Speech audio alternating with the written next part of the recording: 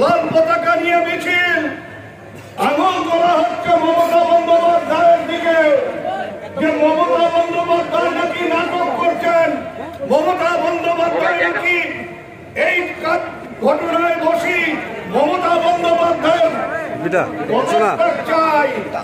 আমি বলবো আপনারা শূন্যকে একটা সংখ্যায় পরিণত করতে চাইছেন, কিন্তু নানাভাবে চেষ্টা করে যাচ্ছেন শূন্যকে সংখ্যায় পরিণত করা, কিন্তু আপনারা অঙ্কটা জানেন না যে কোন সংখ্যাকেই শূন্য দিয়ে গুণ করলে সেটা আর সংখ্যা থাকে না, সেটা শূন্যই হয়ে যায়।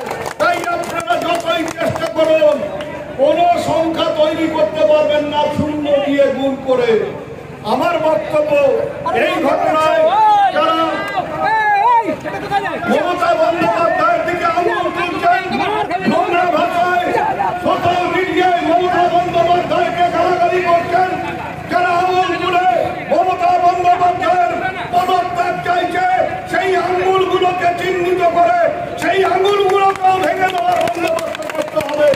নাহলে পরে এরা বাংলাকে একটা নতুন করে বাংলাদেশ করবার চেষ্টা করবে, কিন্তু ওরা জানে না হাসিনা যে ভুল করেছে মমতা বন্দ্যোপাধ্যায় সেই ভুল করবে না, করেনি।